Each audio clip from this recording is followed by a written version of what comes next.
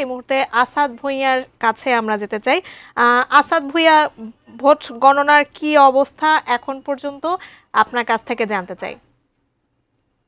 একেবারে যখন ভোট গণনা শুরু হয়েছে তখন আমরা দেখেছি হঠাৎ করেই এখানে একটি বিষয় নিয়ে প্রার্থীর যারা প্রতিনিধি আছেন তারা একটি অভিযোগ তুলেছেন যে দুজনকে ভোট কেন্দ্রে দুটি ব্যাগ নিয়ে প্রবেশ করতে দেখেছেন। এমনটি অভিযোগ করার পরই কিন্তু এখানে আমরা দেখেছি যারা ভিতরে অবস্থান করছেন এদের মধ্যে কয়েকজন বিদেশি নির্বাচন পর্যবেক্ষক ছিলেন, তাদের ভিতরে অবস্থান করতে আমরা দেখেছি এবং তাদের আটকা পড়তেও দেখেছি। এরপর আমরা দেখেছি এই কেন্দ্রে অর্থাৎ ইউনিভার্সিটি ল্যাবরেটরি স্কুল অ্যান্ড কলেজের সামনে আইন শৃঙ্খলা রক্ষাকারী বাহিনীর তৎপরতা বাড়ানো হয়েছে। এই মুহূর্তে রমনা জোনের ডিসি রয়েছেন, সেখানে আমরা সরাসরি যুক্ত হয়ে তার সাথেই জানতে চাই আসলে সারাদিন আমরা যেমনটি দেখেছি বিভিন্ন কেন্দ্রে উৎসবমুখর পরিবেশে ভোট অনুষ্ঠিত হয়েছে, হঠাৎ করেই এই কেন্দ্রে কি হয়েছিল?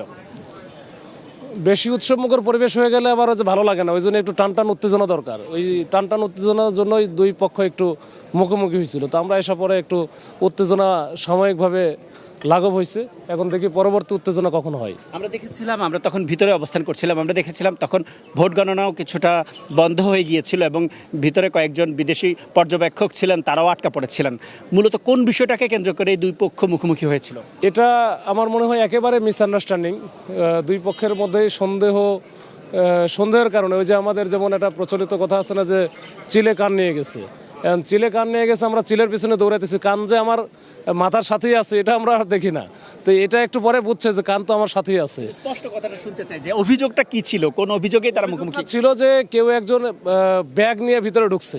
এখন যে ব্যাগ নিয়ে ভিতরে ঢুকছে সে ছিল একজন সাংবাদিক, সে অলরেডি বেরো হয়ে গেছে। এখন এরা তো সবাই ওই যে মনে করতেছে এর ভিতরেই আছে, আসলে তো ভিতরেই নাই।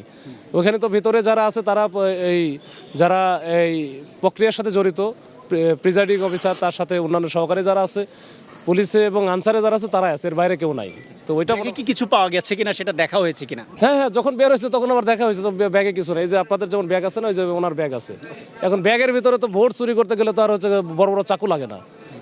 ওকে, ধন্যবাদ। আমরা কথা বলছিলাম এখানে যিনি দায়িত্বে রয়েছেন অর্থাৎ রমনা বিভাগের ডিসির সাথে কথা বলছিলাম। তিনি আমাদেরকে জানিয়েছিলেন আসলে সারাদিন উৎসবমুখর পরিবেশে ভোট চলমান থাকলেও একেবারে শেষ মুহূর্তে যখন ভোট গণনা শুরু হয়েছে তখন আমরা দেখেছি একটি উত্তেজনাকর পরিস্থিতির সৃষ্টি হয়েছে এবং দুটি পক্ষ মুখোমুখি অবস্থান নিয়েছেন এবং একটি মব সৃষ্টির মতো পরিস্থিতিও আমরা দেখেছি। তবে যারা বিদেশি পর্যবেক্ষক যারা এখানে আটকা পড়েছিলেন